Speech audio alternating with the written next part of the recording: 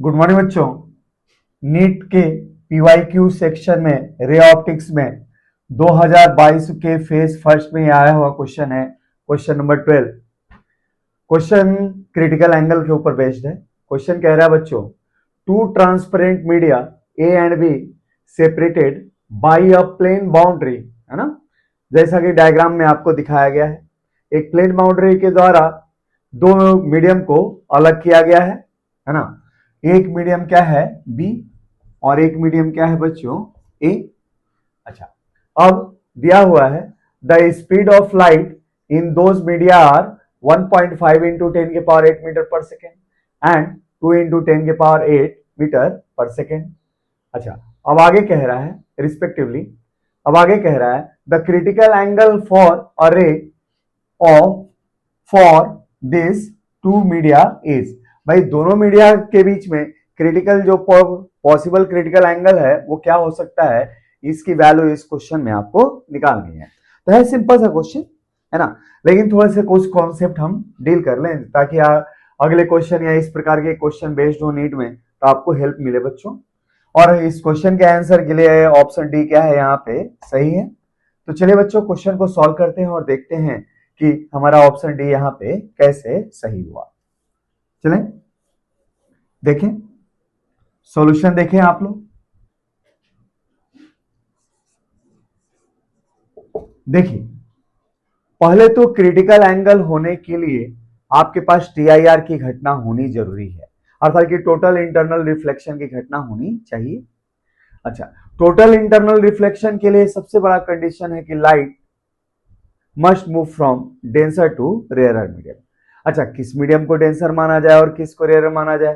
तो जिसमें speed of light कम होता है वो रेयर होता है, जिसमें ज्यादा होता है वो, जिसमें स्पीड ऑफ लाइट ज्यादा होता है वो क्या होता है, रेयर होता है, जिसमें कम होता है वो क्या होता है, डेंसर होता है।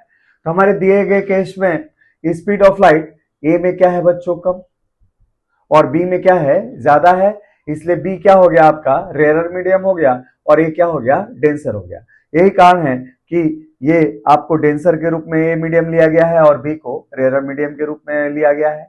और क्रिटिकल एंगल के लिए मान लीजिए लाइट डेंसर से रेयर की तरफ जाने की कोशिश करता है और क्रिटिकल एंगल पे एंगल ऑफ रिफ्रैक्शन कितना हो जाता है 90 डिग्री।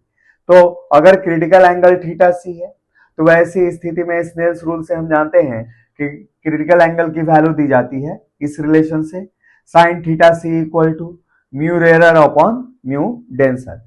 अच्छा, इस फॉर्मूले को आप याद भी रख सकते हैं, मैं आपको ट्रिक बताता हूं यहाँ पे। भाई जो क्रिटिकल एंगल होता है sine theta C equal to mu rare upon mu denser. अच्छा, बच्चे एग्जाम में भूल जाते हैं कि और यूज नहीं कर पाते हैं इसको, कभी कभी गलत फॉर्मूला यूज कर लेते हैं, कभी डेंसर ऊपर रख देंगे रेयर नीचे रख देंगे। इसके लिए ट्रिक ये है बच्चों, साइन थीटा की वैल्यू एक से छोटी होती है ना, ये दिमाग में रखेंगे। तो रेयर की वैल्यू रिफ्रैक्टिव इंडेक्स कम होती है और डेंसर की क्या होती है ज्यादा।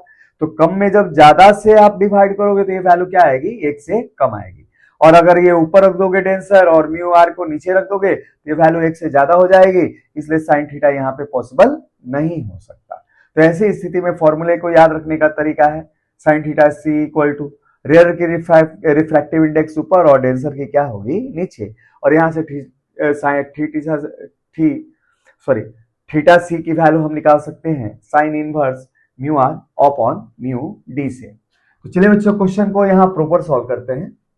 तो हमारे पास जो क्रिटिकल एंगल है वो ऐसे दिया जाएगा, सिंस साइन थीटा सी क्रिटिकल एंगल की वैल्यू अगर थीटा सी है, थीटा सी क्या है बच्चों क्रिटिकल एंगल,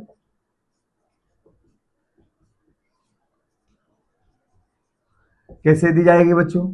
तो क्रिटिकल एंगल की वैल्यू दी जाएगी आपको mu rare upon mu denser. अच्छा, दोनों मीडियम में रेयर मीडियम क्या है बी है तो रिफ्रैक्टिव इंडेक्स ऑफ बी, और डेंसर कौन सा है तो रिफ्रैक्टिव इंडेक्स ऑफ ए।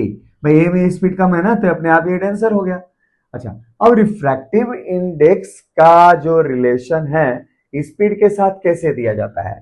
तो किसी मीडियम के लिए, फॉर एनी मीडियम, किसी भी मीडियम के लिए रिफ्रैक्टिव इंडेक्स कैसे दिया जाता है बच्चों? म्यू की वैल्यू दी जाती है speed of light in vacuum और divided by speed of light in that medium. तो इस लॉजिक के अनुसार आपका जो साइन थीटा सी है वो कैसे दिया जा सकता है, तो ये है mu B upon mu A.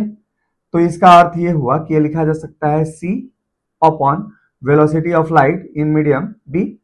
अच्छा, ए के लिए रिफ्रैक्टिव इंडेक्स क्या लिख सकते हैं, तो c upon velocity of light in medium A, है ना। वी ए वी बी क्या है, velocity of light in medium में है, और मैं बोल भी चुका हूं। तो यहाँ पे इसको लिख सकते हैं velocity of light in medium A upon velocity of light in medium B. अच्छा, ए मीडियम में वेलोसिटी ऑफ लाइट कितना दिया हुआ है, ए मीडियम में दिया गया है आपको 1.5 इंटू 10 के पावर 8, और बी में कितना दिया गया है, तो 2 इंटू 10 के पावर 8। अच्छा, इसको सॉल्व किया तो ये आ जाएगा 15/20 अर्थात कि 3/4, है ना। तो देयरफॉर साइन थीटा सी की वैल्यू कितनी आ गई बच्चों, 3/4। तो ऐसी स्थिति में जो क्रिटिकल एंगल इन दो मीडियम के बीच में एग्जिस्ट करेगा वो क्या होगा, साइन इनवर्स 3/4। ठीक है। अच्छा, 3/4 को क्या लिख सकते हैं, तो साइन इनवर्स 0.75 डिवाइड करके देख लीजिए, है ना। तो इस तरीके से क्रिटिकल एंगल क्या होगा, साइन इनवर्स 0.75। तो चलिए बच्चों, पीवाईक्यू सेक्शन में आगे बढ़ते हैं और सारे क्वेश्चन हम करते हैं।